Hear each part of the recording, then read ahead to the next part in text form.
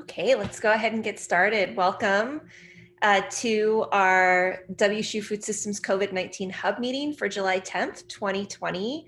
We are super excited to have folks joining us from Viva Farms today to talk about their program. My name is Laura Lewis. I'm director of the WSU Food Systems program, and I'm joined by Nicole Witham, our statewide coordinator, Tia Taylor, our office coordinator, and Abba Kaiser, our program manager for our events. So an overview of today's meeting. We're going to just provide a quick overview of the hub itself for those of you who may be new to this. I have some information on the needs assessment and just some graphics to share as well. And then we're going to hear from Michael Frazier, the Executive Director of Viva Farms, Rob Smith, Director of Programs and Operations, and Steve Kreider, the Farm to School Lead. And I know Kate Smith is on the call as well from WSU Skagit. She's our Northwest Small and Latino farm support or immigrant farm support extension specialist. And then we have time to share as well at the end.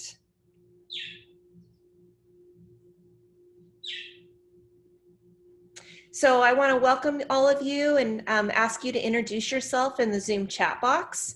You can let us know who you are, where you're located, and what you do. And we also use this chat box to share questions or share links and resources for the group. Please post questions there as well, especially if you don't want to speak up. This is a great place for folks to be able to ask questions, and then Nicole and I can prompt the speakers as we go throughout today's hub meeting.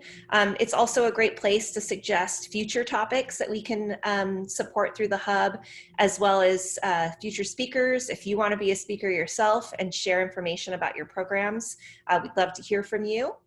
I'm excited to be back. I was gone last week. Obviously, we had the holiday, and then I was gone the week before. So I'm really excited just to be engaged with all of you this morning and hear what everyone's been up to. So please use that chat box. So I wanted to just give a quick update as well. I know we went over this a few weeks ago in terms of what some of the efforts that WSU is doing to look at diversity, equity, and inclusion, both within our institution and with various other programs.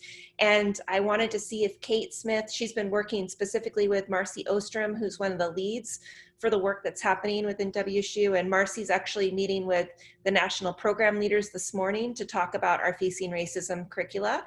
And I wanted to see if Kate could give just a quick update on some of the work that is being done, both to support WSU faculty and staff, but also to really engage with our external partners and community.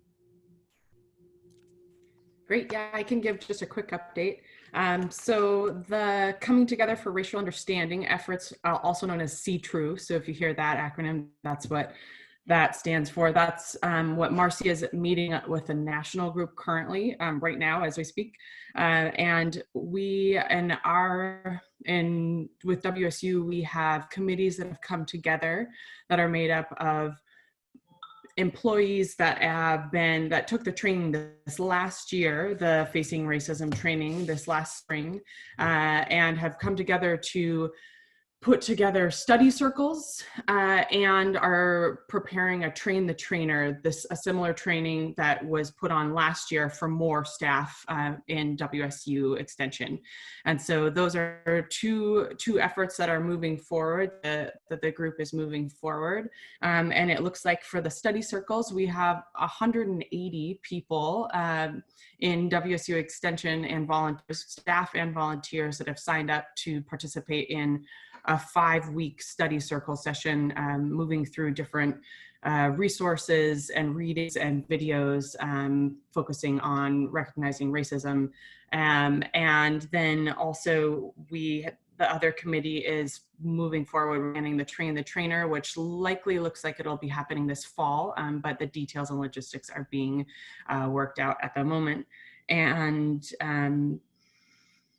yeah, I think that's kind of the brief synopsis of where the efforts are right now and the progress. It looks like the study circles will begin later this month. And if you have signed up for a study circle, then there will be information coming out shortly about it. And then for external partners, many of the WSU extension staff that are participating will be trainers. And so the effort is to first look at training WSU staff and employees and volunteers, and then extend that to our communities. So look for more coming out of that in the near future.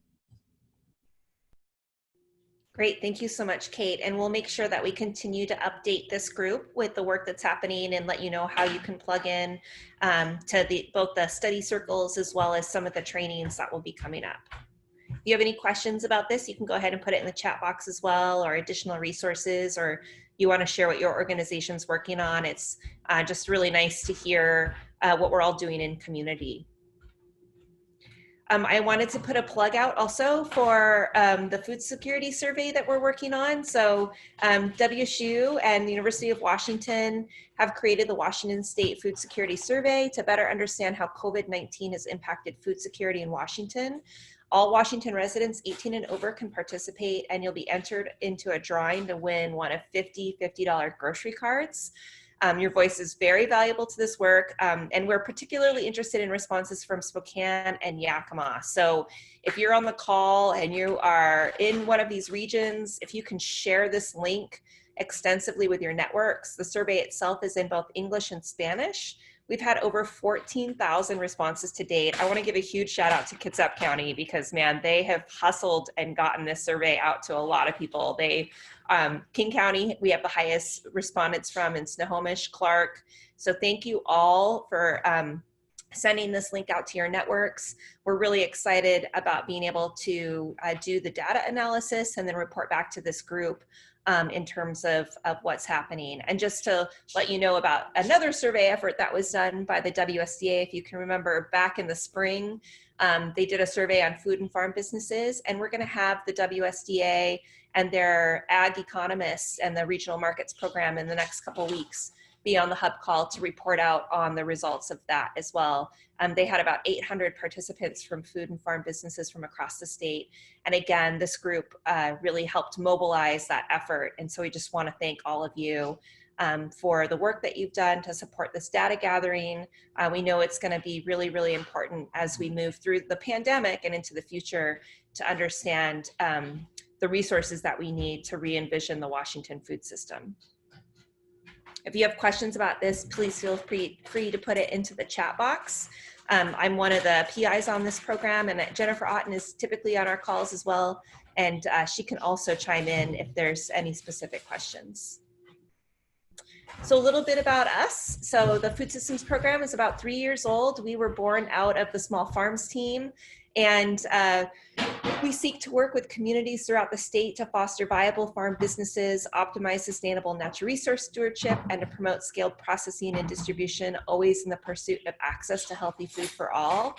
Our programs are informally focused on these 7 areas that you can see to the right of your screen: sustainable farming practices, equitable access, energy and waste reduction, processing and distribution, policy and regulation, economic benefits, and farmland and resource conservation. And for those of you who've been participating in our hub calls over the last 3 to 4 months now, will notice that we are trying to be intentional about bringing on speakers and community members that really span the entire food system. The Food Systems team is really located across the state. We have well over almost 100 members, formal members of our Food Systems team, and they're located, like I said, in every county across the state. And WSU itself is located in every county with a county office, as well as the Colville Reservation. And for any of you looking to also get access to broadband, if you don't have access in your local community, or you have community members looking for broadband access, WSU Extension's also promoting the Drive Wi-Fi program in collaboration with many municipalities and utility groups. So you can find broadband in these areas. I was just in TWISP over the last couple weeks and had to go down and use the PUD broadband in the fire station parking lot. So it was really, really helpful to know where I could go to get broadband. So the hub itself, the purpose of the hub is to provide a space for us to regularly connect both with internal WSU faculty and staff and our external partners working across the food system to collect and update resources to support Washingtonians. We have the needs assessment tool, which I'm going to go over in more detail in a few minutes, and just to provide time to share and support one another as we move through not just this pandemic, but many of the things that we're all working on to support Washingtonians with a more equitable food system. And I wanted to just let Nicole give a plug for our new registration system as well, in case there's any confusion about that. Nicole, you want to share? Yeah, so it looks like we still have a pretty good amount of people showing up into the Zoom room today, so that's good. That means that a lot of folks figured it out, but we have launched a new registration system that will allow you to select the weeks you'd like to participate in. So for instance, for myself, I even went in and registered myself, and I was able to select today's date all the way through October every Friday, and that way it will be on my calendar. It will include the Zoom information that I need. So if you just take the time to refer to the latest email announcements that I sent out this week, there is a link that you can click there. You can also use all of the links on our website through our event calendar. We'll send you to the new Zoom registration. So those of you that are already here, you've already figured it out. So this message is really for those who may be watching this later. And I'll probably be following up with some email pestering to make sure people understand. But thank you, everyone. Let me know if you have any questions. Thanks, Nicole. And then just a reminder of our calendar of events page. We've been posting resources here, upcoming webinars, and other information. So if your organization has something that they'd like to promote through our food systems event calendar, please share in the chat box or send an email to Nicole or Tia, and they can get that posted for you. We've also been trying to provide links to archived webinars that have already been shown, but are valuable resources for our food system stakeholders across the state. So a little bit about the needs assessment tool. So we've had the NAT going now since March, and we had a lot of participation early on. We've had about 300 people participate in it over the last 12 weeks or so. And this is a weekly assessment tool that you can go into and report on needs from the prior week. If you have suggestions, please let me know. I can update it and modify it. The link itself will always remain static, so we don't send out new links. It's also available in English, Spanish, and Russian. So if you want to send it out to folks in your community, we would appreciate that. I know we all have a bit of survey fatigue. You can tell everyone it's a questionnaire if you don't want to use the word survey. I'm trying to think of all the interesting terms that we can use besides survey, given how many surveys we're all doing. But we're really hoping that this will provide us with a consistent snapshot of changing needs throughout COVID to really help us look at the kinds of programs and resources that we need to support currently, and also as we move forward, especially looking at how we can better create disaster management planning around the food system beyond COVID, looking at how the food system itself in Washington has reacted or quite frankly fallen apart in certain areas. So I wanted to give a couple shout outs. So we've had the highest within WSU, our highest participation has been from staff. And so I just really want to thank all of you administrative professionals and staff out there who have taken the time to fill out the survey. It's really exciting to see you're the boots on the ground. You're doing so much of the applied work and working directly with so many of our community partners. And so it's really exciting to see the information that you've provided with us. And I also wanted to give a huge shout out to the Youth and Families Unit within WSU for having the largest contribution from our extension units. For those of you who don't know, we have 3 extension units: Community and Economic Development, Agriculture and Natural Resources, and Youth and Families. And so again, just really want to thank the Youth and Families faculty and staff for remaining so engaged. Many of these folks are SNAP educators and coordinators across the state working on food security. So yeah, just really, really thankful to have you remaining engaged in the process. Also, just looking at the way that we have our 7 focus areas that I mentioned earlier, the highest percentage of respondents have come from agricultural producers, and so, or those working in agricultural production systems. And so that's been really great as well. And just very heartening to see that all of our sectors are represented, the ones that we've highlighted within our program areas for this needs assessment. We have lots of information that's being reported about work that's happening with the tribes. And again, a huge shout out to the Colville tribe. I know this is Linda McLean primarily reporting, and her staff and stakeholders, but it's really wonderful to see so many of you working with tribes across the state and reporting about that work. And then all the diverse communities that we work with across the state as well. The highest percentage was rural, and the second was the folks that work with women. But all of these sectors were represented within the data that's being reported. So again, a huge shout out to all of you for the amazing work that you're doing and making sure that this work is accessible to all Washingtonians. And then our 2 highest needs continue to be fiscal support for food and farm businesses, as well as more food for food banks. And so these just continue to rise to the top week after week. And, you know, we've seen some changes in the data over time. We had a lot of needs in the beginning for more resources about food production as well as food preservation.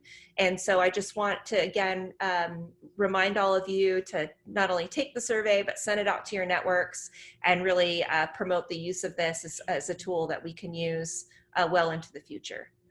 If you have any questions about the NAT, you can go ahead and put them in the chat box or send them to me directly. And if you want specific reports for your county, a tribe that you're working with and what's been reported, a community that you're working with and what's been reported, please let me know. I can also generate unique reports for any of you. Okay, without further ado, I would like to welcome Viva Farms. It's such a pleasure to have you on the call today. We have Michael, Rob, and Steve, and then Kate is also an associate of Viva Farms through her work with WSU Skagit County Extension. And so I'm gonna just turn it over to all of you, and I'll make sure that you have access to screen sharing as well if you want to share anything with us on the screen. Great. Well, thank you. My screen just changed already, so we'll see how I work with the technology. But thank you, Laura. Thank you, Nicole. Thank you, Abba, for hosting this and inviting us to share a little bit about Viva Farms. We really appreciate it. I'm going to break up maybe the PowerPoint a little bit and show a short little 3-minute video that one of our partners, Mir, put together for us as a starting point, and then I'll jump into a medium-sized PowerPoint about Viva Farms that we can move through pretty quick and have, you know, Rob and Steve and Kate jump in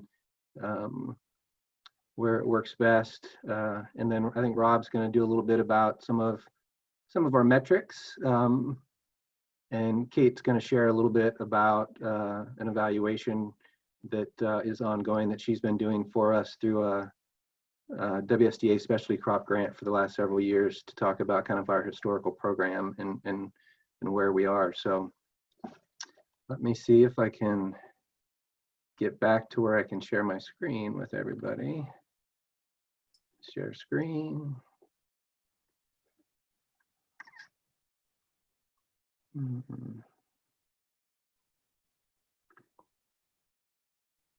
You do have the share screen option at the bottom of your Zoom, Michael. Oh, there we go.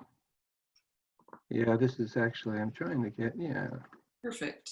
So can you see the mirror video presents at this point? Yeah, I think if you go into your, whichever mode you'd like, then we will see just your presentation if you want to go into presentation mode. Yeah, you All right, can just do slideshow, and then it will go to the slideshow. Yeah, can you see the mirror video presentation up right now? Michael, we see your PowerPoint, and if the mirror video is in a different window, maybe select share that window. Also, if it's a link and you want to send the link really quick, I could quickly pull it up. Well, let's see. I mean, I have it up on my screen.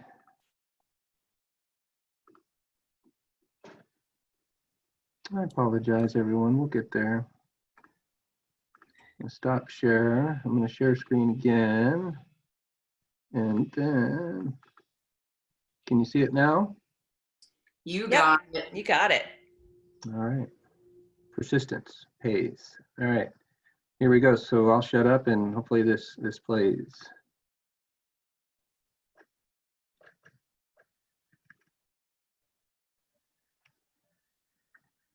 My name is Michael, and I'm the executive director here.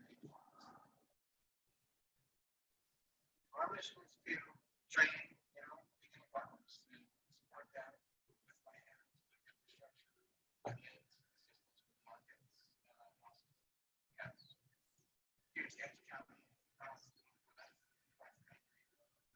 agriculture is never got so long because farmers advocate the question of how do you get farmers get started. So, people can't get it all.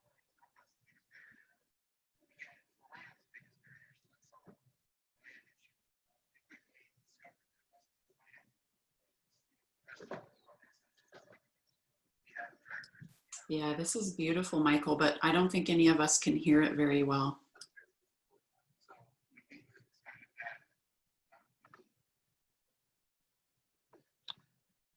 All right.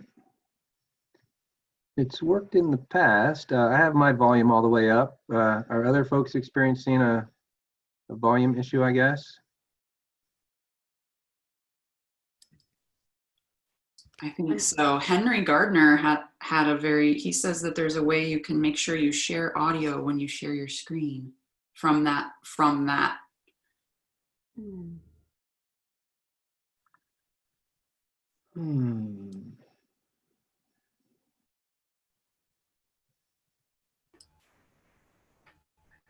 Yeah, Michael, I think if you go where there's the mute button and there's a little arrow next to it, if you click on that, you should be able to, instead of doing select a microphone and it going through your mic, if you go same as system, it should actually put out what your computer is playing versus hearing through your mic. Okie doke. I'm in that menu, but I don't see. Do you see select a microphone? And then It's the little arrow right next to your mute. yeah. So let me see here. When I do the down arrow, the down arrow, correct? It's Here, an up arrow, I guess. I have it pulled up on my computer. Let me see if I can share it really quick. Okay, yeah. If I pull that up, and then there's audio settings, but then there's test speak. That's audio settings. Yeah, if you above that, there should be select a microphone. No. Yeah, that doesn't show up on mine. If this has happened to me before, if you exit sharing your screen, you can share it again, but when it'll ask you a question right before you share it, asking you if you want to enable audio, and you want to check that box.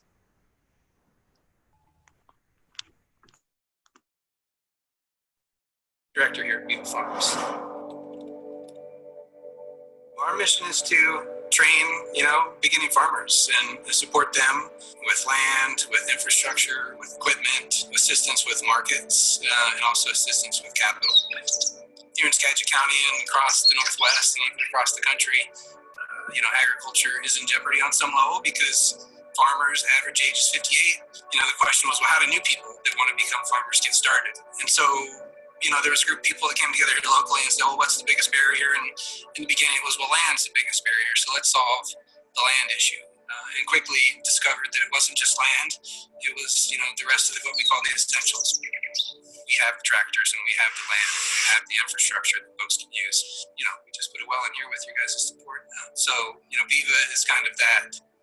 Well, not kind of, it is, an incubator where folks can start with the support around them so they can become successful.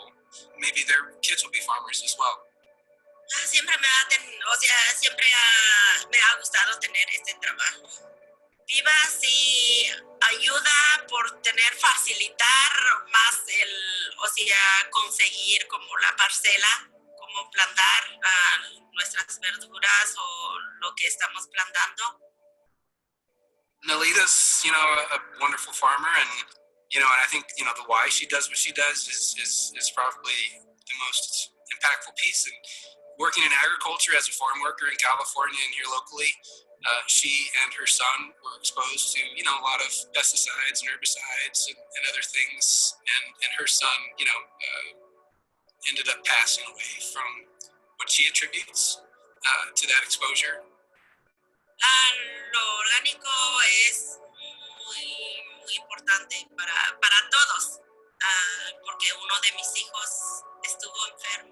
Ahí es donde yo me puse a pensar por lo químico que estamos consumiendo. Y por eso yo decidí sembrar orgánico para poder consumirlo nosotros mismos en nuestra familia y poder ofrecerlo también al público. So she's passionate about feeding and nourishing the community, which is completely aligned with our mission, and she wants to do that with organic produce. Organic farming is a good connection to the community and the environment, which I think is a big philosophy for us. The definition of poverty is lack of community. And you can define it, is it money? Is it food? If you have a community, if you don't have enough money, if you don't have enough food, if you don't have enough housing, if you don't have enough, the community can help you with that. And the community is everything.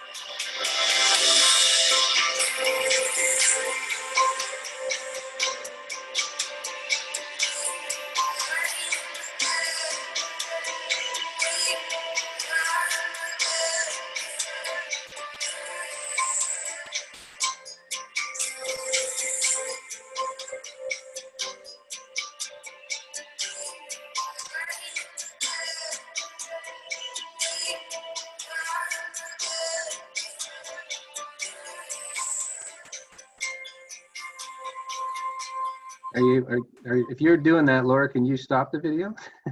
Thanks for the help.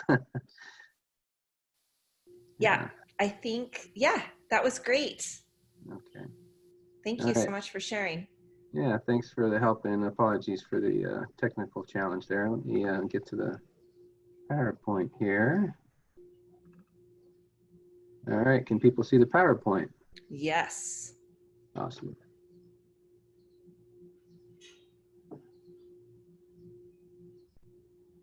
Of course not, I can't get to my...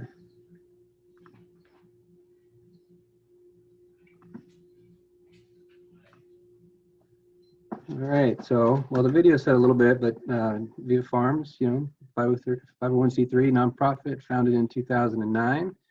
And, we're growing farmers, community, and food. A little bit about, the why we do what we do and, beyond what most folks on the video probably realize is, the aging and retiring of farmers and also the loss of farmland. We believe that family farms should be able to make a living farming. Those family farms being folks that are well-trained and persistent, should be able to make a living doing that. And that, regardless of socioeconomic class, all community members should have access to this locally grown food. Here's our vision statement. Together we preserve sustainable farming by creating a strong and just local food system. And just to highlight the together piece of that, and again, probably singing to the choir here a little bit, but Viva on its own, could barely make a dent probably in this, challenging issue, but with partners, including the folk, many of the folks on this call and the organizations you represent, our farmers and the community at large, together we can and have. So here's our mission statement. And again, we touched on it earlier in that video. something that maybe didn't jump out in that video is the bilingual aspect of the work that we do. So at the very founding of Viva Farms, you know, a large part of the lens that identified the need and also started to identify the resources needed to provide access to folks was looking at Latino farm workers who, you know, here locally in Skagit County, you know, it's a pretty large population. A lot of those folks are year-round residents here in Skagit County, and obviously have, you know, years, if not generations, of farming experience. Whether you know their family farms or again at the very least a lot of production experience. So founded with that lens to specifically support farm workers to become farm owners.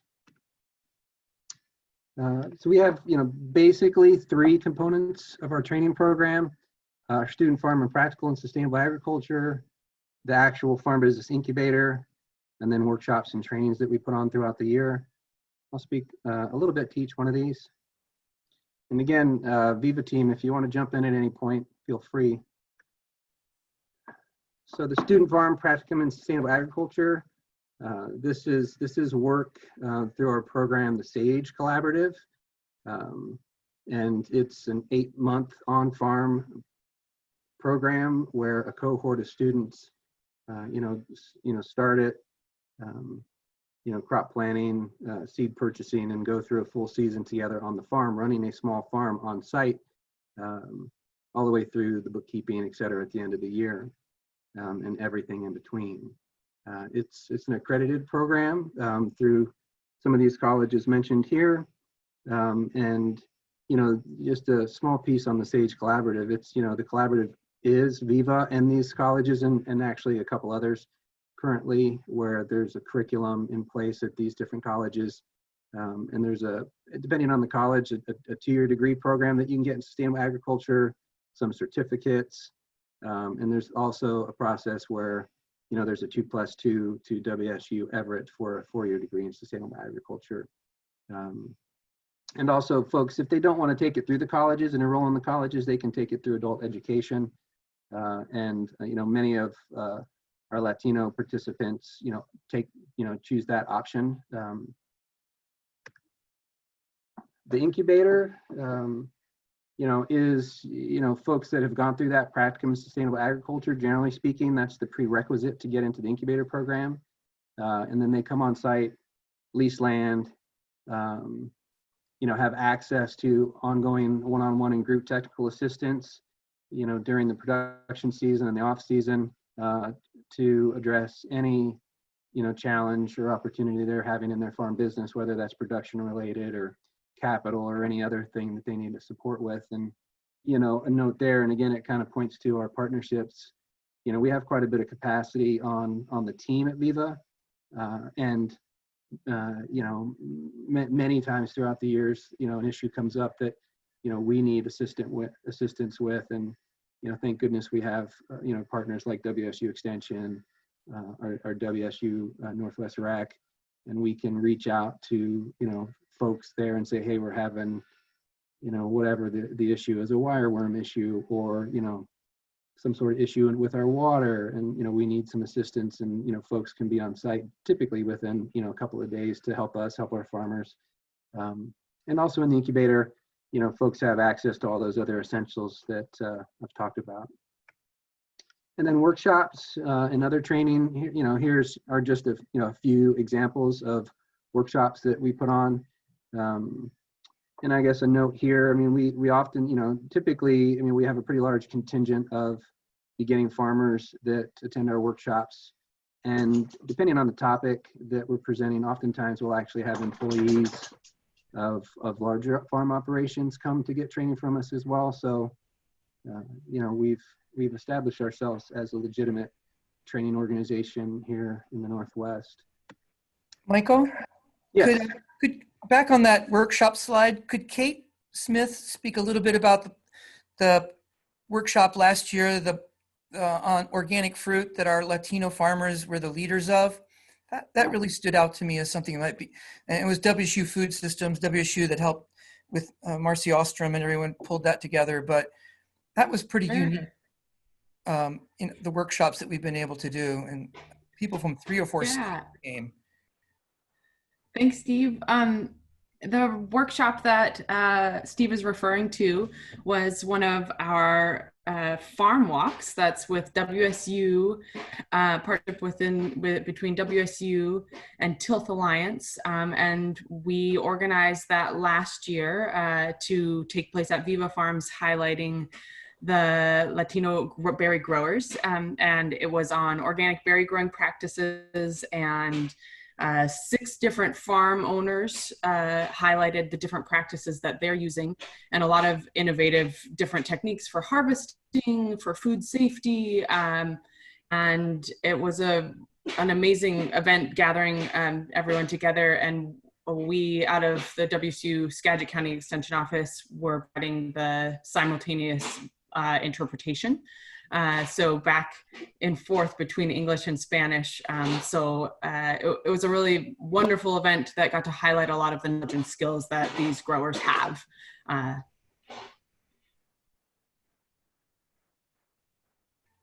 Thank you, Steve and Kate. It looks like perhaps the screen share has gone to somebody else's screen. Should I just redo it on my side, I guess? I think Nicole was just sharing the farm walk booklet. Yeah. Okay. You should just be able to share again. That's my bad. Oh, no worries. It's all good.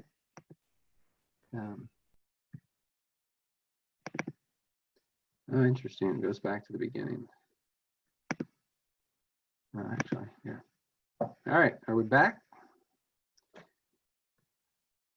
Great. All right. Access to land. So, I just went over some of our, our 3 kind of pillars of our training program. There's a lot more in there that perhaps we can discuss a little bit based on interest. We also provide access to land. So in the beginning, again, land was the primary thing that the founders identified as a barrier, and we accessed 33 acres at the Port of Skagit here in Skagit County. And invited people to come, and since basically 2016 we've pretty much been fully leased on any of the land that we've had available to farm, and of course we try and do crop rotations and things, and let things go fallow, and then we've brought on land as well that we've had to prepare and get kind of up to snuff, up to baseline, to allow people to farm. One of these pieces is the farm you're looking at in the screen here. So, 2016, 33 acres in Skagit. We also had, I think in 2016, something like 4 or 6 acres down in King County in Woodinville, in partnership with the Sage Collaborative. But we purchased this piece of property here, a 45-acre farm in Skagit, about a half a mile away from our site at the port. With the help of many folks, a lot of individual donors. I want to give a shout out specifically to PCC Farmland Trust, who helped us raise kind of the down payment for the purchase of this piece of property. And again, 45 acres, old dairy farm. In 2000, and we bought that March of 2017. Did some work on the land. Put an irrigation system in. Invited folks to farm basically 2018. Leased half of that land in 2018 from farmers that were expanding off of the port property. And in 2019, so last year, second year that we made this land available, leased all of it. And at the same time, we expanded that land base down in Woodinville to a 10-acre site. And again, pretty much fully leased down there. So currently, we're the Port of Skagit, 33 acres, this 45-acre piece that you're looking at, a 10-acre site in Woodinville. And in the last couple of months, we actually accessed an additional 20 acres, about a half mile from this farm in the opposite direction from the port, that we've put into a cover crop and anticipate opening up for farmers to farm on next year. And we're in the process, hopefully, of accessing another 12 acres. And I think you can actually see it. If you look at this property and where the barn, you kind of see the slough to the left. It goes around to the trees to the back there. There's a piece of ground back there to the right of the trees that looks like it's, dirt till dirt at that point. There's about 12 acres there that hopefully, fingers crossed, we're working on accessing to. So right now we're at about 107, 108 acres. And hopefully with the addition of the 12, we'll add some more, and we're in active conversations in King County as well to access additional farmland in King County. Infrastructure, is another one of our essentials. And so we have the greenhouses, the high tunnels, irrigation systems, wash pack, refrigeration, etc. Our wash pack stations are GAP certified. Yeah, so those are all part of the incubator. And then equipment, we have, multiple tractors, walk behinds, a lot of implements, hand tools and things people have access to as well. A note there, just, relative to the programming and fee structure, the equipment is, a separate charge for folks that are incubating with us. So the technical assistance, the access to the infrastructure, the land, that's all kind of wrapped into a farmer lease. And the equipment is then based on use. And then access to markets, we run a wholesale program and a CSA program. We did historically have a farm stand, and back basically 2014, we had one of our best years as far as gross sales ever, sold over $250,000 out of that farm stand, but we lost money at the end of the day. So the net was a negative. We reassessed and quickly moved to a CSA program and shut down the farm stand and focused on wholesale. And so we don't call it a food hub, but a lot of folks would. We aggregate and distribute produce for our farmers, and farmers don't have to sell produce to us, but they can if they'd like.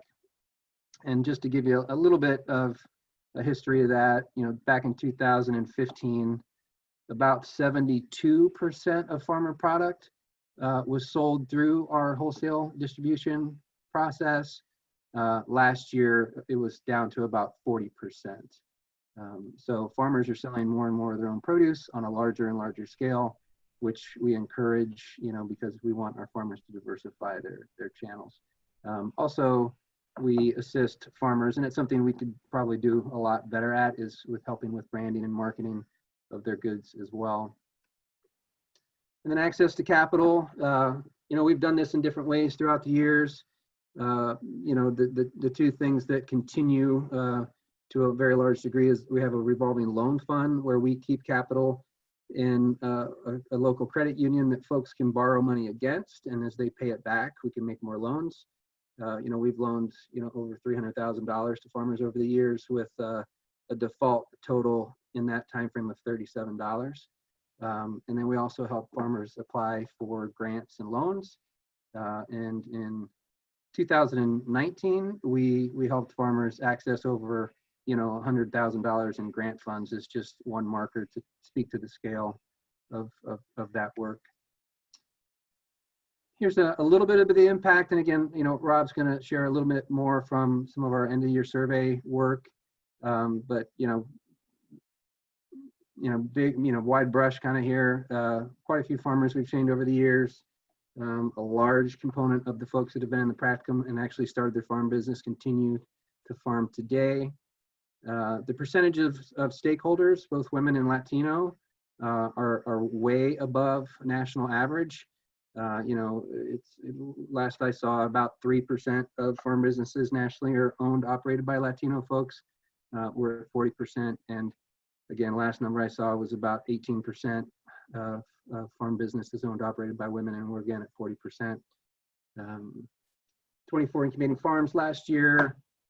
Something that's not here of note is those 24 farm businesses last year hired 39 employees. So even on this smaller scale, again, might not be surprising to folks on this video, but a lot of folks are employed through these small scale farm operations, and some of them year round. Last year we were at 355 CSA shares, with 49 being SNAP participants. And that's 49 being SNAP participants. That's through a FINI grant that we have through the USDA, where it's an incentivized program where folks that are using SNAP benefits can buy one box, get one box free of our SNAP boxes. And we support food banks. Our farmers independently support food banks And last year, again, just to give you an idea of scale, our farmers sold over $1 million in produce. You know, a little bit here, and maybe Rob, if you don't mind jumping in, I think you'll actually probably do a better job than me. You know, so at the heart of what we do, of course, is our farmers, and I have a few. Rob, if you'd be willing to just briefly tell folks who these guys are and a little bit about their operation, that'd be great. Sure. Yeah.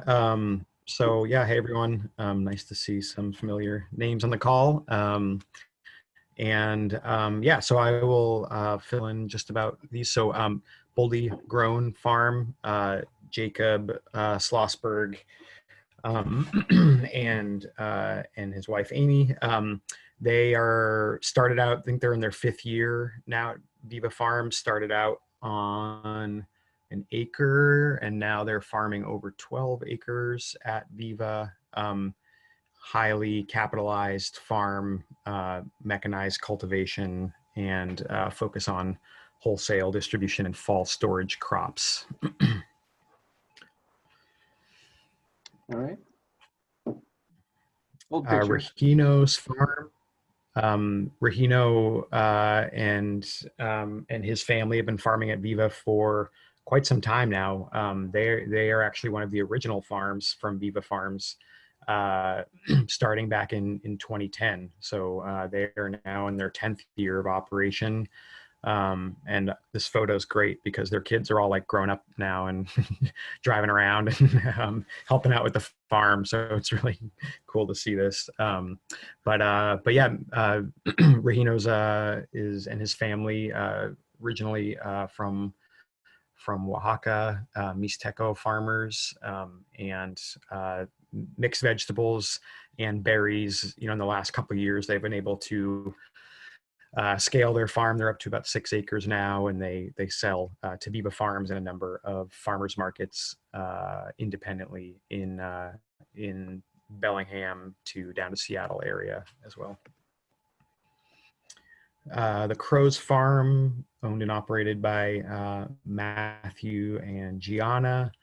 They're also in their 5th year, and they're farming 8 acres at Viva now, focusing on mixed herbs, kind of some niche vegetable crops, fennel, radicchio, salad greens, and yeah, they're another one of our kind of rising stars. And you know, all of the farms that we've seen so far, you know, have their own organic certification, have their own tractors, have their own equipment, and you know, increasingly are sort of, you know, their needs relative to our support, you know, are changing over time as they scale their business and become more successful.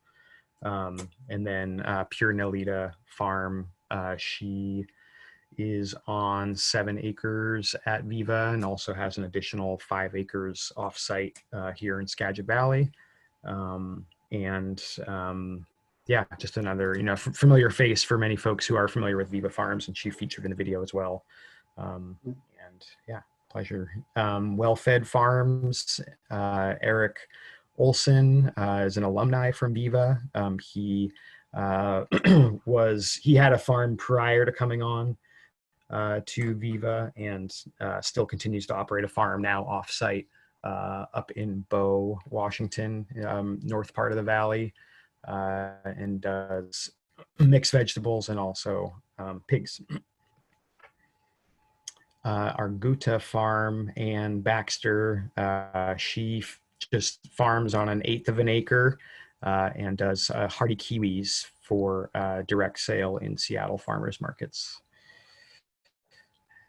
Farias Farm, Juan Farias and his brothers, Johnny and Sergio. They are now in their 3rd year. Francisco here in the photo went through our practicum program a number of years ago, and they now have 2.5 acres at Viva and also an additional 4 acres offsite near Cedar Woolley, and they do their own farmers markets and focus on berries and mixed vegetables. Thank you, Rob. Yeah, and just a few things. I'll move quickly through partners. As I mentioned before, here's very, very short list of some of our partners that we work with. And again, without these folks, we wouldn't be here today, and we surely wouldn't have achieved some of the stuff we've achieved. Some of our major projects, Beginning Farmer Collective, we're moving into more land access offsite of Viva Farms through a farm-to-farmer program with PCC Farmland Trust. Some food security work. I mentioned the SNAP incentivized farm-to-family CSA program, and then a little bit about farm to school. I think, yeah. So Farm King County, we're working with the Tilth Alliance, Snow Valley Tilth, King County, and really, working together to identify best practices, around all of this work with beginning farmers and, create synergies between those three organizations, ultimately for the benefit of our stakeholders. A little bit about the Farm to Farmer program. So, it's a group, there's a lot of players through the Working Farmland Partnership, PCC Farmland Trust. Viva Farms is in that group, both in King County and then in Skagit County. We're the on-the-ground partner, and actually we were the first kind of pilot partner to be the on-the-ground partner in conjunction with PCC Farmland Trust, where we do kind of the outreach to the landowners. We do site visits, and we work with both land seekers and landowners to try and make matches here in Skagit. I mentioned again our CSA program, incentivized, and a little bit about farm to school. Steve, do you want to jump in here? Sure. Thanks, Michael.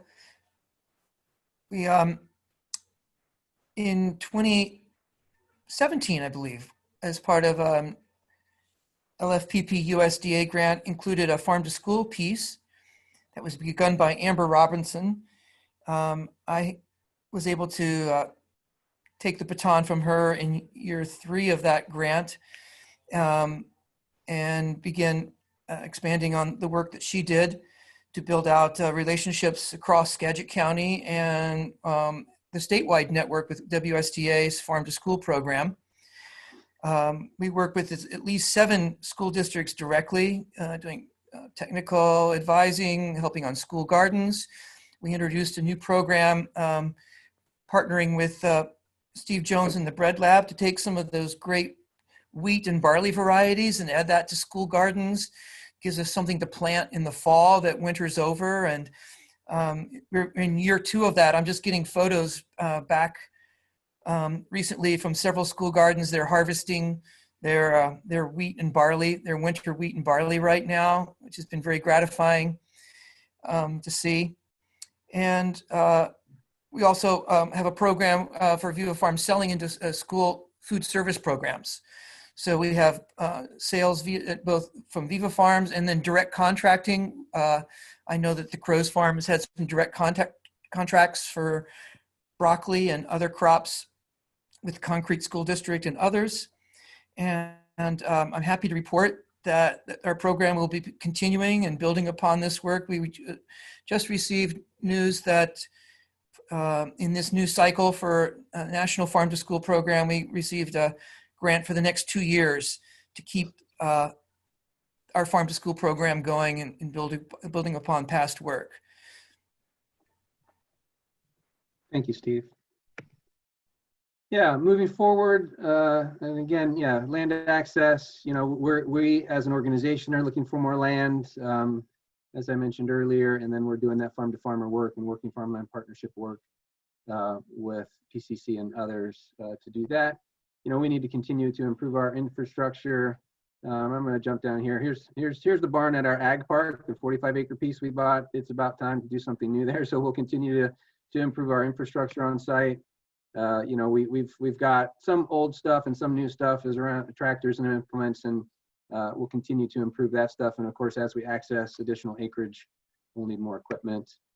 As far as kind of our technical assistance and workshops, here's just one example of something new that we've taken on, Know Your Cost to Grow program with OSU and others, and are teaching a cohort of farmers, through a farming season to do a better job at kind of dialing in their expenses around specific crops and specific operations within their businesses.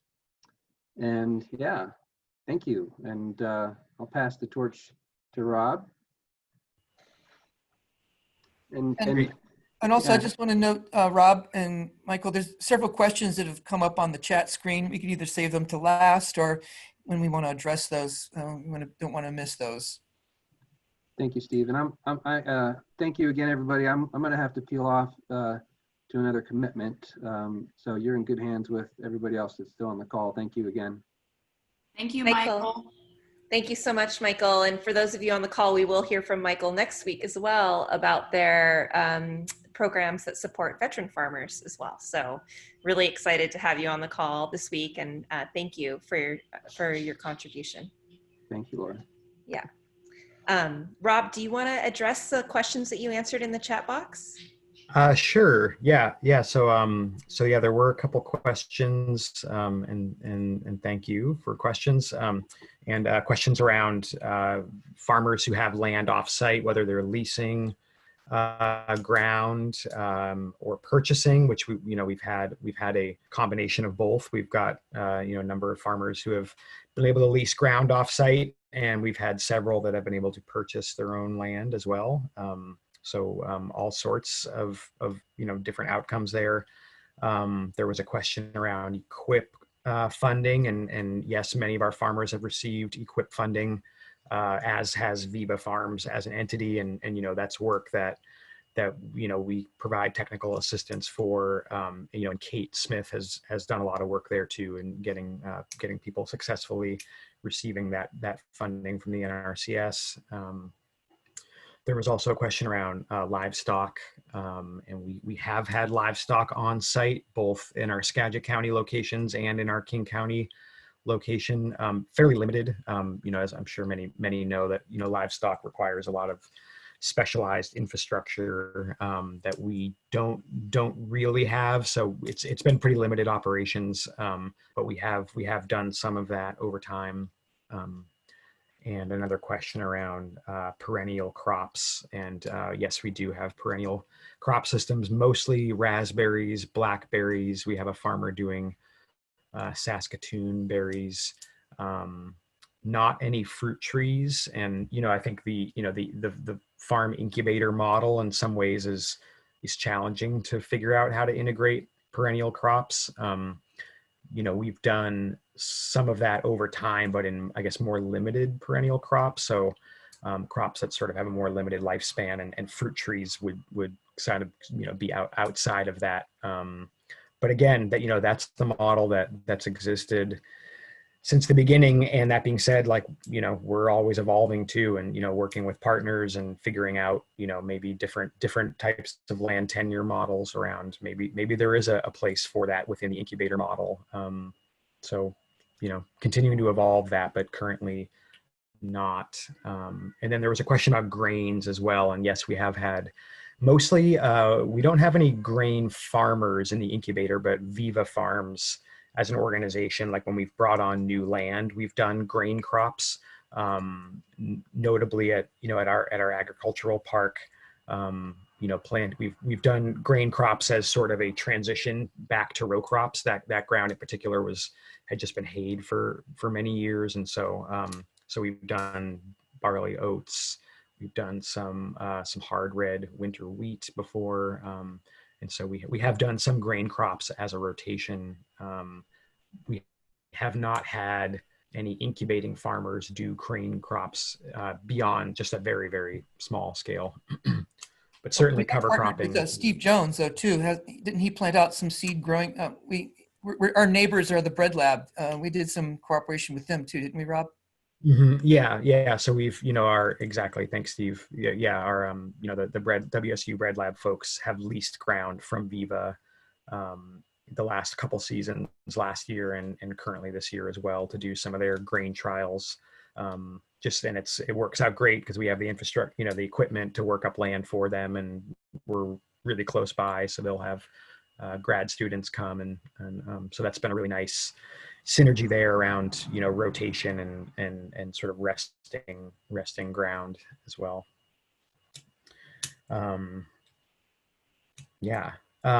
So I was going to do another short presentation, and you know, I think Michael's presentation did a really good job as sort of from above, you know, what it is that we do. And I kind of want to dive into some more current information relative to outcomes from last farming season, just to give folks more of a sense of the scale and scope of what we do and who we work with. And and yeah, you know, you know, lots of familiar names on this call, and it's great to see you all. And I know a lot of folks have familiarity with Viva Farms, but maybe it's also been a few years since we've really been able to check in. So thanks again for the opportunity to do that. I do just want to do a time check, Nicole, or how are we? Or We're Laura? good. Yeah, we're good. Yeah. We usually go these meetings we have until 12. We usually go until 11:30, 11:40. So you're good. Yeah. Okay, great, perfect. Yeah, so you know, we're going to be looking at some outcomes from our 2019 season. So so for those of you, so just, you know, we, at the end of every season, we do a series of end of year interviews with all of our farm businesses, and it's kind of our primary means of doing program evaluation and also just gathering metrics from farmers to, you know, it's both, you know, quantitative and qualitative evaluation. So we, you know, we kind of talk about hard numbers and what people are doing, and also get a lot of you know, testimonials and sort of more qualitative feedback on our programming. So I just wanted to share this, and again, there's a lot of information here, but I'll just kind of fly through it. Please feel free to jump in with any questions. So yeah, as Michael mentioned, in 2019 season, we had 24 farm businesses split between Skagit County and King County, 18 and 6. And that was a total of just over 66 acres leased out to farmers. And that number is not total, because there was some ground that Viva Farms manages as well. But as far as leased out to farmers, that just over 66. Of those 24 farm businesses, 6 of those had land off-site. And so, you know, those tend to be more of the participants that are farther along in the program. And, you know, that's 25% of our farm businesses also have ground off-site. So, you know, Viva Farms is part of the part of their land base. And you know, the average number of seasons at Viva. So, you know, we get a lot of questions around how long people are in the program, and that's a whole point of discussion that that we can have after, if people are interested. But the average number of years that farm businesses have been operating at Viva are just 3.25.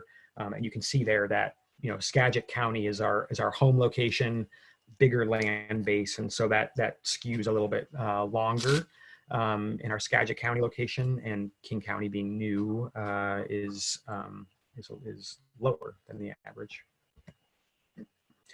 So so of those 24 farm businesses, that is 40 principal operators of farms. So you know, distinguishing between farm businesses and then, you know, farmers, as it were. And those are folks that, again, are principal operators. So they might be owners, they could be a family operation. You know, increasingly, we've got, you know, married couple, and now people's children are getting more and more involved. And there's several farms where, you know, the next generation is now sort of being passed the baton. So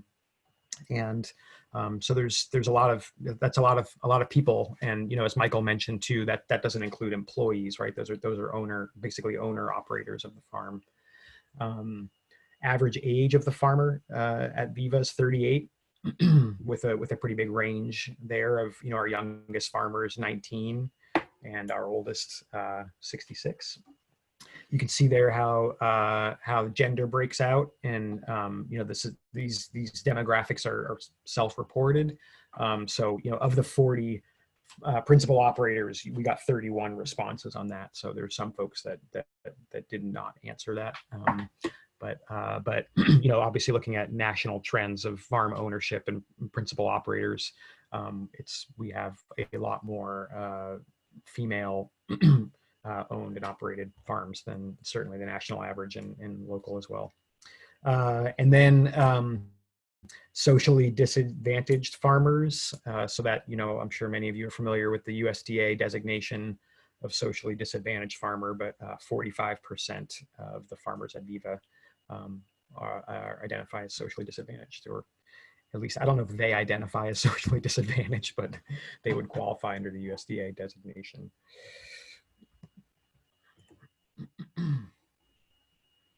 Yes, and the question around, will we share the presentation slides? And yes, I'm happy to. So and just a reminder, we are recording, so they'll be up on YouTube as well. Yeah. Great. Oh, perfect. Thank you. So in our end of year interviews, we talk about sort of the environmental impacts, sustainability practices, in addition to talking about more sort of hard, business outcomes. So there are a lot more questions. This is a synthesis of a lot of questions that we ask, but we talk about, all sorts of sustainability practices that people use, from irrigation and cover cropping, fertility management, pest management. All of the farms operating at Viva Farms are certified organic, so everyone's growing in compliance with the NOP, and so that that obviously that kind of puts it in a box somewhat. But beyond that, we talk about adoption of sustainability practices, and you can see there some of the outcomes in terms of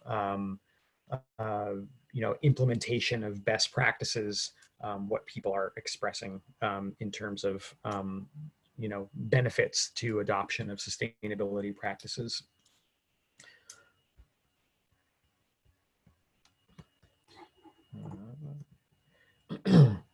And we also ask about sort of why, beyond some of those, those measurable outcomes, why are people engaging in sustainability practices? So I'll just give folks a moment to to read some of the testimonials, and these are just a selection of some responses.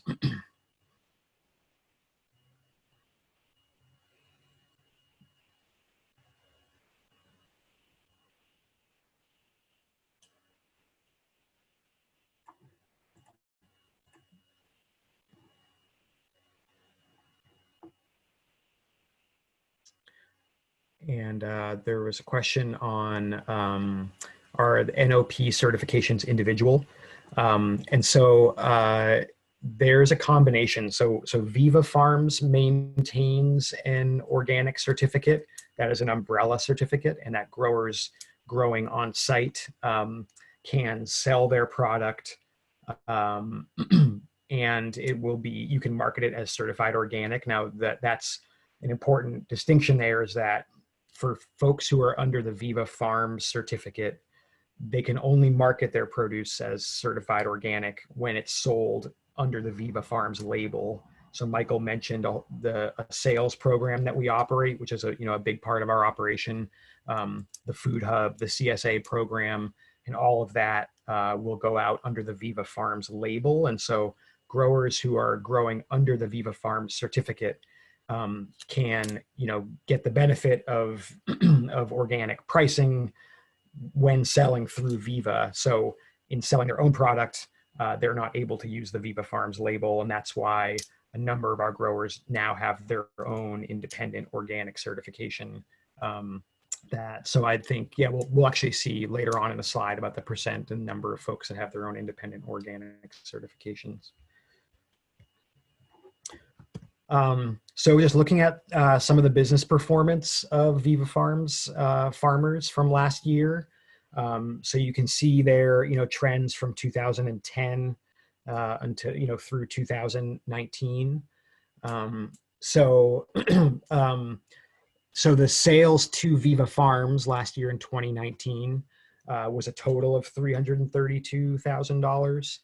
And again, that's farmer sales to Viva Farms, and I can talk a little bit more about how all that works in a bit. And then farmers' independent sales outside of Viva was $664,000 for a total of just shy of $1 million in 2019. And you can see kind of the change of that over time, right? And both in this graph, you can see the blue is, you know, sales to Viva Farms as a customer, and then the yellow is independent sales. And so you can see kind of that trend over time where, you know, really both have grown, and, you know, more so farmers' independent sales have certainly grown even more. And you know, below those numbers there, you can see that there's a range. So some of our farmers sell 0 to Viva Farms, and the farm that sold the most sold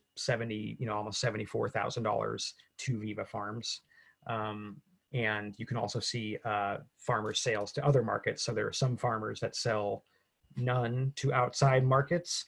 And you know, one farm sold, you know, $240,000 to outside markets. And then let me look at the chat here. Thanks. And the question is, do we promote or list the farm businesses and alumni who are in operation? Yeah, we do.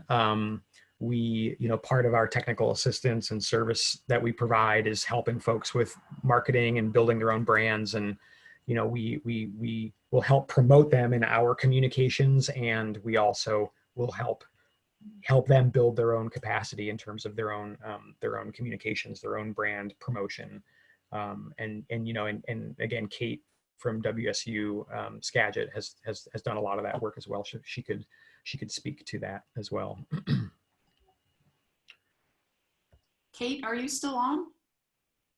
I know Kate may have had to, oh no, she is. Kate, do you want to talk a little bit about the project that you just were working on with Silva and the Business Impact Northwest e-commerce pilot?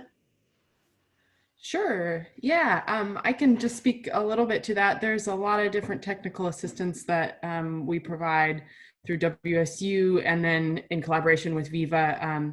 And one of those, this example that Nicole's referring to, is something that Laura Raymond, I don't know if Laura's on the call, Business Impact Northwest set up a pilot project for farms to have the opportunity to set up an e-commerce online store. And so one of those examples, I've been working with Silva Family Farms to set up their online store.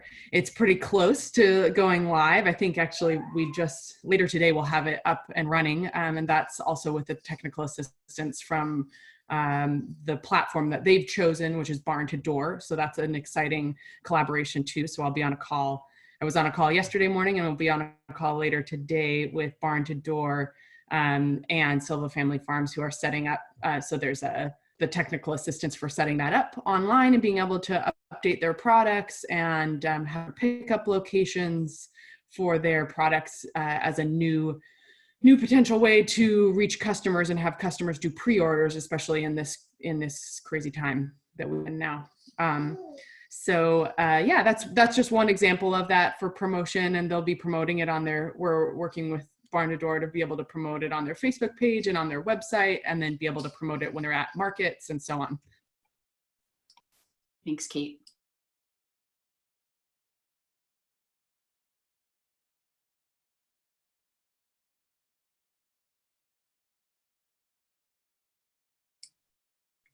Can I out you guys and just tell everyone that you're also a husband-wife couple, and this is your cute daughter in this picture?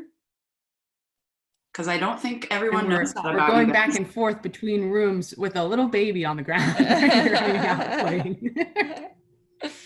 It's great. Thanks. We're outed.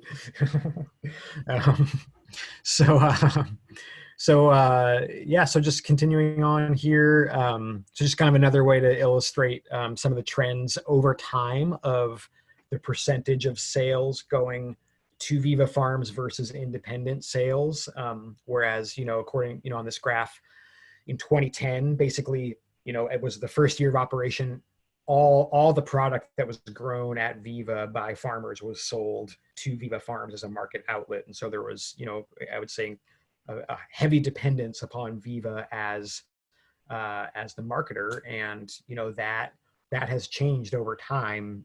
Michael mentioned it, but, as recently as 2014, it was about 70% of the produce was sold to Viva Farms, and 30 was sold independently. And now, just within the scope of 5 years, that's really flipped as farmers have been able to develop their own markets. And that's really, that's really key to what we do is build that capacity of farmers for their own long-term viability. And so, while our sales program has grown over time, Viva's farmers have also done a lot of that work independently, which is crucial for their viability and sustainability over time. So those are gross sales numbers. Talking about profitability is something else altogether in terms of once you start looking at people's costs, and so you can see there that just a little less than 50% of the farms reported that they had a profitable year in 2019, which there's a lot to unpack there. I would also say that those numbers are a little bit skewed in that our King County farmers, of which there are 6 in 2019, none reported profitability, and in Skagit County it was much higher. And so I'm sure we could talk the rest of this time around profitability and all of that, and I would love to have that conversation here or offline with anyone who's interested as well. But important to note when we think about our programs and how we're supporting farmers to be viable. A lot of our beginning farmers. So there's different ways to look at profitability, right? So we can look at farms that are less than 1 acre, right? Of which we had 9 in 2019. The average income was negative, right? So that obviously these are really small farms that have a challenge for viability, and a lot of them are newer farms, right? So they're learning their systems, they're building their efficiencies, and they're also building a new business and they're investing in it. And so not having profitability makes sense as they're able to kind of take any gain they might have and reinvest it into their business. For farmers between 1 and 3 acres, of which we had 6, the average net income was just over $5,000. And for farms more than 3 acres, of which we also have 6, you can see there the average size of that farm is just over 8 acres, and the average net income was just about almost $52,000. And so, really kind of thinking about profitability by size, I think won't come as a surprise to many folks on this call about, specialty crop production, certified organic, direct market farming, and what is what is sustainable in the long term. We also look at profitability by the time in the program. So again, you can see for farmers who have been in our program from between 1 and 3 years, there's an average net income of just over $2,000. And again, there's a range there. So the average can be a little misleading, where one farm lost $9,000, let's say, in 2019, and one was profitable to the tune of $30,000 even after being in the program for a short time. And and that in some ways I think speaks to the range of farmers that enter into the Viva Farms program. And some folks come to the program with a lot of experience prior to being in the program, and some folks come in with this is really their first time being in any sort of a management role in a farm, and those people do go through our practicum program, and so they have some training. But I think once you're really operating a business on the ground, there's a wide variety of backgrounds and skills that people are coming with that they're able to apply. And, you know, and honestly, even a fair amount of diversity within people's attitudes or people's perspectives on, you know, taking on debt, people's, you know, investing, you know, using equipment and, you know, sort of trying to save some money here and not save money there. And so there's yeah, just a big range of backgrounds.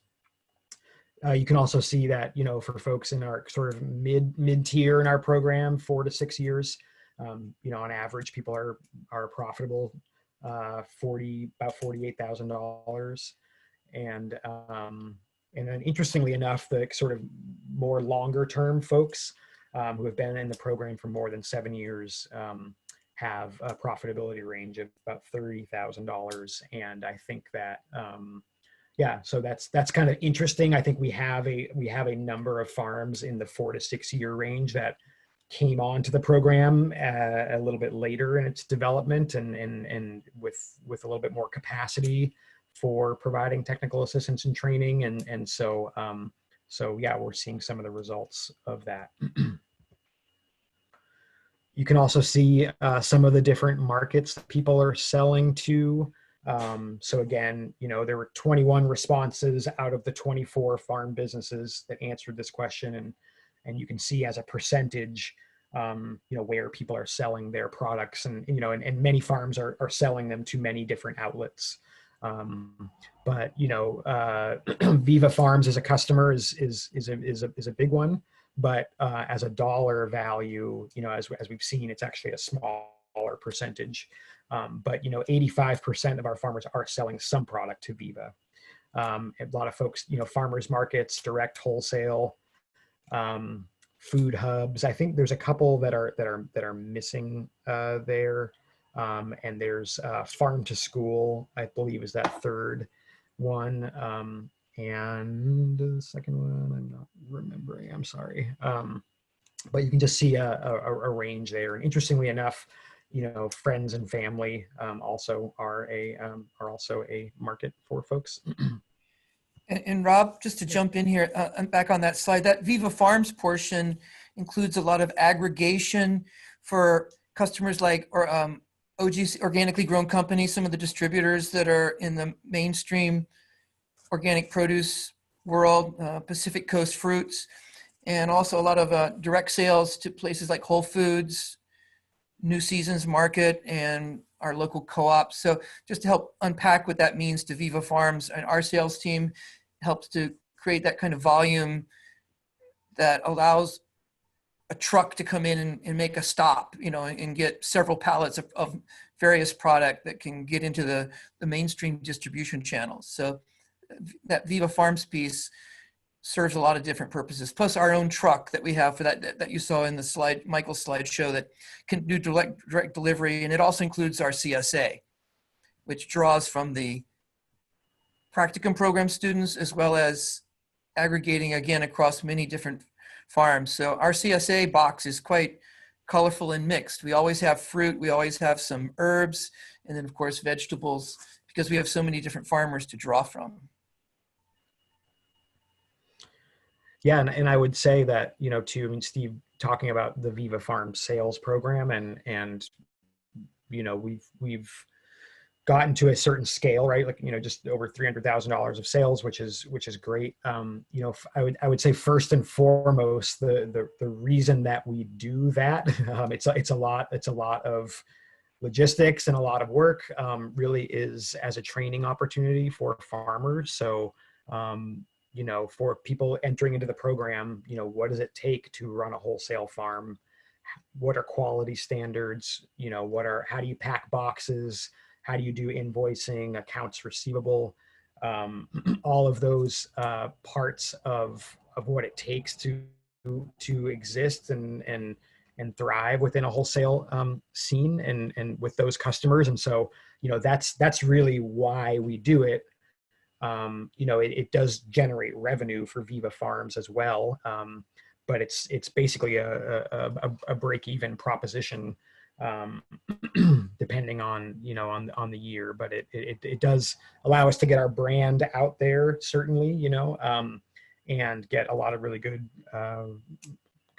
healthy food to a lot of deserving folks. And it's, you know, I would say first and foremost exists for training. You know, we in our wash pack station, you know, we have a GAP certification, and we can do food safety training. We can do just logistics training, you know, how to build pallets, how to, you know, operate a pallet jack, and all of that comes with that program.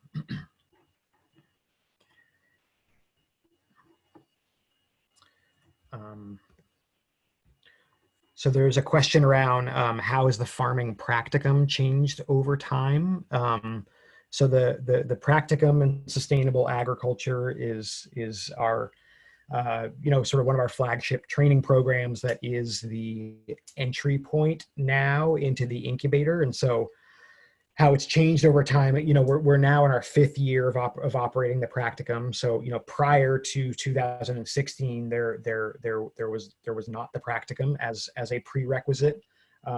We've always partnered really closely with WSU and the Cultivating Success curriculum, and so you know, that is run here in Skagit County, as you all know, and so prior to the practicum, we've always had the Cultivating Success program as a prerequisite to get into Viva, and we found that that by adding the practicum, which is a land-based program, which is on site at Viva Farms, and we go through a whole season, better prepared participants to really know how things operate at Viva, get the lay of the land, come into the program really with the, you know, hit the ground running, and you know, having that real practical hands-on component of, you know, how do you build an irrigation system, and you know, how are you doing tillage, and you know, actually packing boxes for the CSA, as Steve mentioned, or you know, doing pest control has been a big benefit. So it's evolved in, I guess I would say, several ways over time. You know, one, we've just gotten more participants, and we're now offering it in both locations, in Skagit County and King County. So, you know, the first year we had 5 participants in Skagit, and now in 2020, you know, we've got over 30 people between the 2 locations. And, you know, as Michael mentioned, that program is accredited through the colleges, both Skagit Valley College and Seattle Central College, in the 2 respective locations. And so that has evolved over time as well, where we're seeing more and more folks not taking the practicum through the colleges and taking it directly from Viva Farms. And we originally offered that as an option because the colleges were not able to really serve undocumented folks, because they were treated as international students, and the cost of the program was beyond what people were going to pay to enroll. And so we offered it directly through Viva as a non-credit bearing program. And so there's been more and more interest in that over time, which is you know, another whole topic of conversation around enrollment in sustainable agriculture programs at the college level. So yeah, I would say those are some of the main ways that it's evolved over time.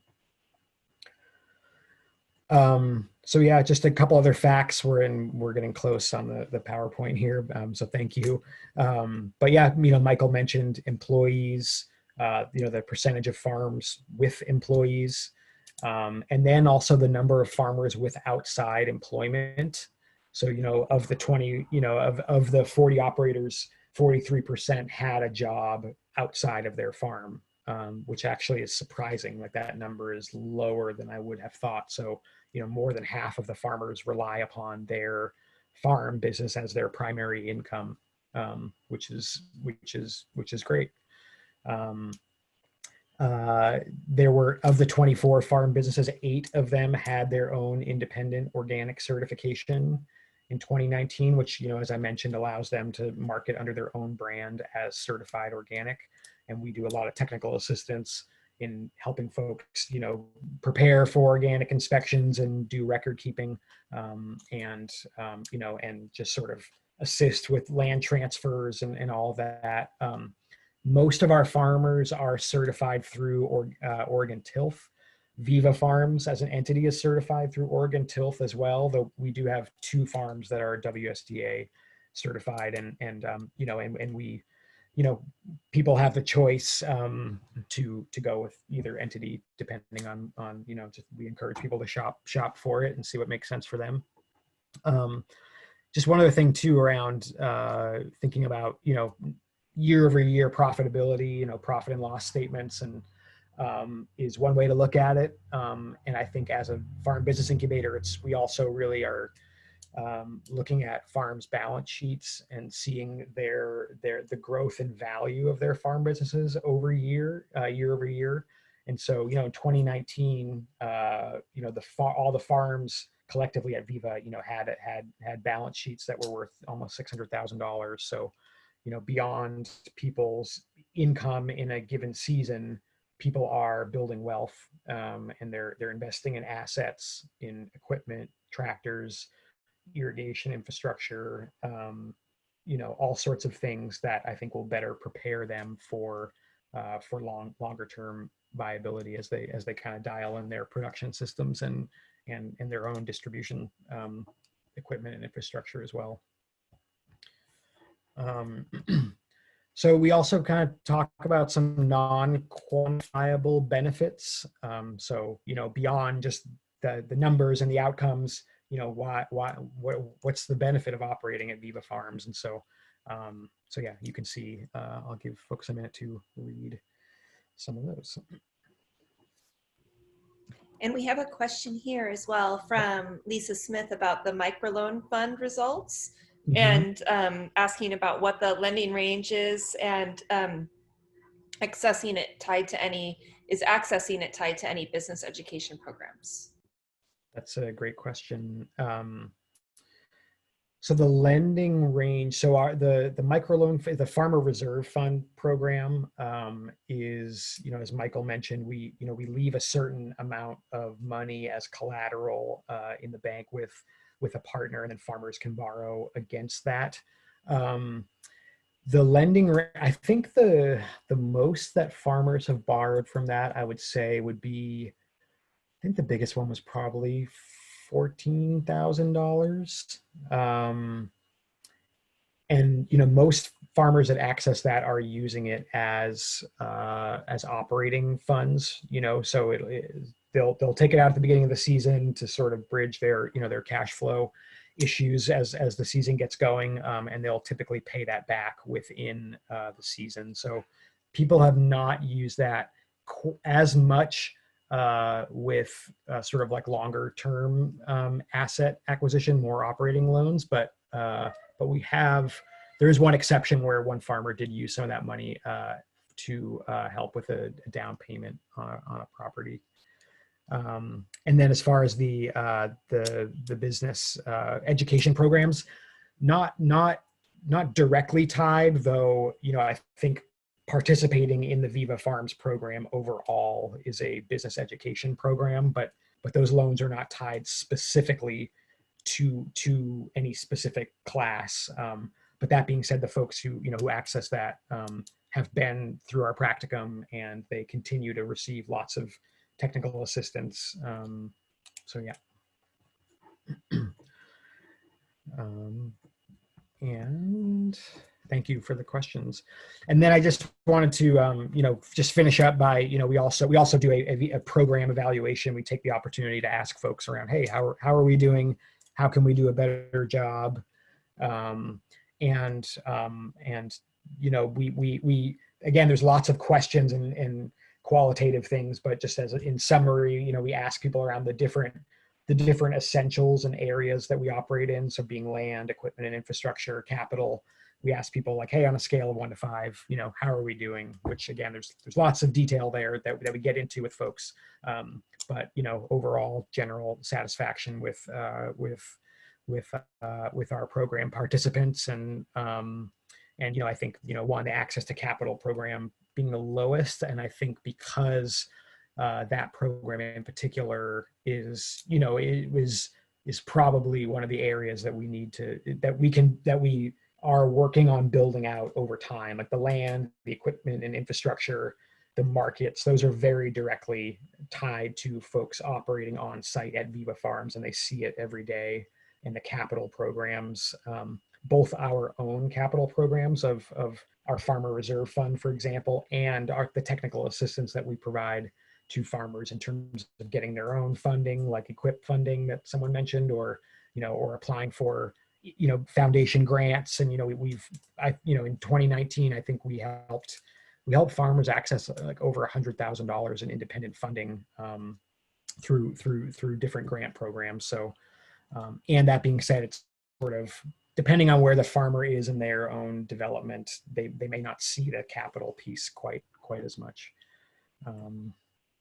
So I just wanted to share some of that in terms of some more recent data and kind of as a chance to revisit Viva Farms for those of you maybe who haven't checked in a little while. I really appreciate the questions and I'm happy to continue the conversation offline sometime. And please, if anyone's ever in Skagit County in particular, I mean, we have our King County location as well, but I'd say come on up to Skagit County and come and visit if you haven't been over recently. Be great to have you.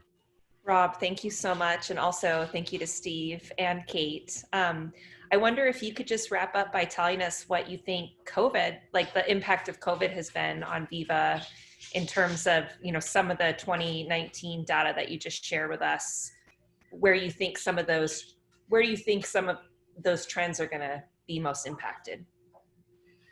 Yeah, that's a great question. Well, I know just right off the bat, for example, we had 3 participants that went through the practicum last year in 2019 that were in process of launching farm businesses. So they were going to be signing a lease this year in 2020, and 3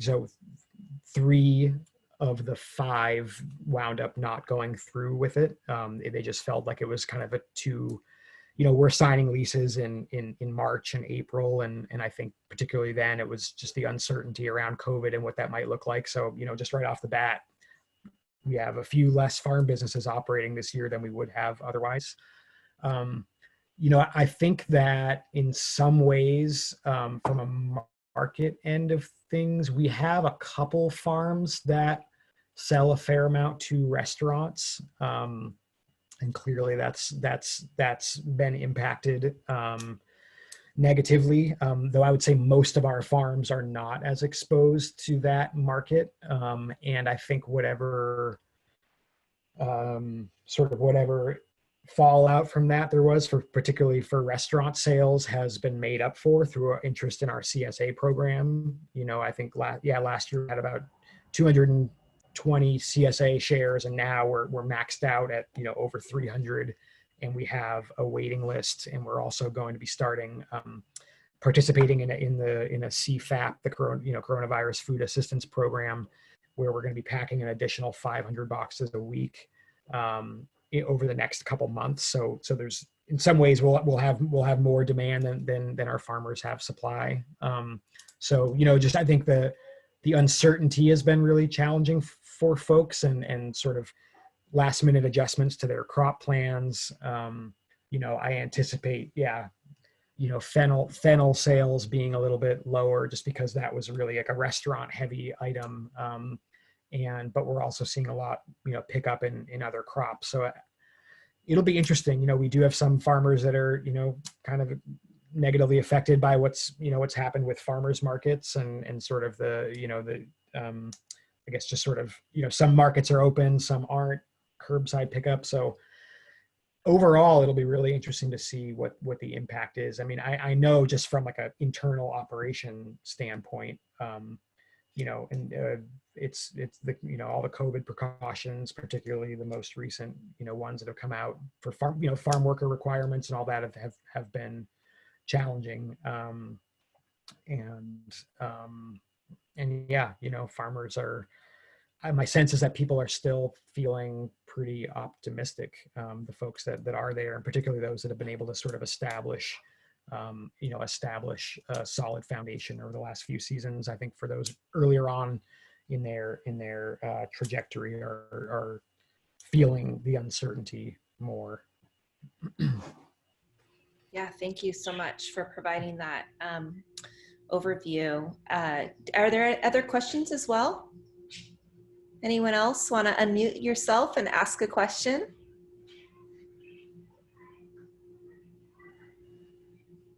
I know Abba mentioned just in the chat that there's also been corn growing out there. Abba, do you want to mention anything about the project that you've been working on in collaboration with Viva and OSA?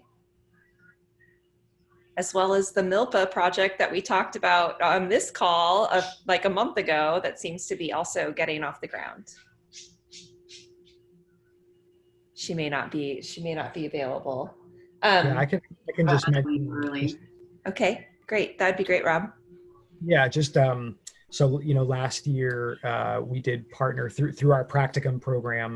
Well, there was a couple layers of it, but we partnered with OSA to do trials on site at Viva Farms, and so we had a number of farmers that did vegetable trials on site, peppers. I think there was tomatoes, carrots. And then we also did a flour corn trial. A couple farmers did their own, and then we did one as well through the practicum program. And we trialed 8 different varieties of flour corn that OSA has been working on. And yeah, we had a wonderful tortilla making and tasting event in the fall. And it's something that a lot of the farmers at Viva grow corn, and they grow corn not as much as a sort of a cash crop, as an enterprise crop, but they'll grow corn just for their own families and their own consumption. And there's been an increasing interest in flour corn varieties that are adapted to the Northwest. We've had some farmers grow corn that they've brought from Mexico with mixed results. And so that's something that's really exciting in terms of that partnership. And we're doing it again this year. And I think last year we kind of did it at the practicum, and the farmers were interested but a little bit unsure. And now they've kind of seen some of it. There's like a lot more interest going on. So that's really exciting. That's great. Some of our farmers, Latino farmers in particular, as Rob was saying, have their own milpa production for their home family use. They grow a red bean that they brought up from Oaxaca, and some from over from Yakima. So there is an ongoing sort of unofficial milpa experiment going on, just with the freedom that our individual farmers have to manage their own plots they have. So some of that food does go for home consumption. So I'm hoping to learn more about that. There's a milpa from our farm to school program grant that we just received. There is a small piece around milpa to introduce that to some of the school gardens. So there's a synergy there that's kind of by chance, fate, evolved from our conversations here this summer on this call with Michaela Colley and Linda McLean and those folks a few weeks ago. And it dovetails nicely with some of the stuff that we're trying to do. So that's excellent. It's great to hear of that.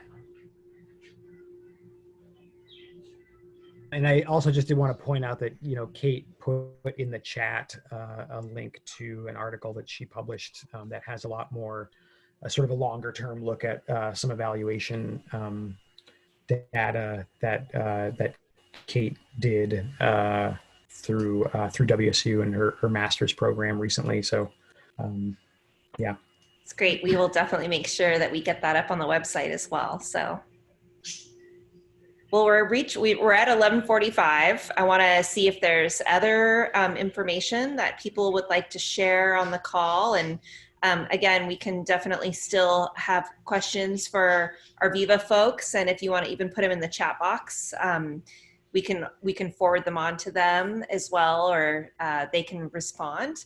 I also just wanted to see if there was any other topics or anything else that people wanted to discuss today. And like I said, next week, I also wanted to just let you know what's happening next week. We will be hearing from Jason Alves from the Washington Department of Veteran Affairs and the Farmer Veteran Coalition, and also talking to VA farm grant participants, including Vicki Carter from the Spokane Conservation District, from Vets on the Farm, and Michael Frazier again from Viva Farm. So just to give you a heads up of what we're going to be talking about next week.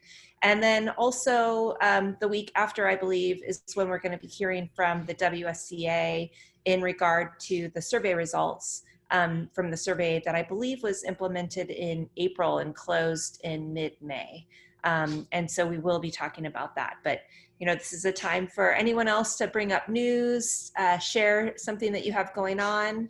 Yeah, so I just want to open the floor, so to speak. I forgot to mention also, Laura, and Lisa Smith.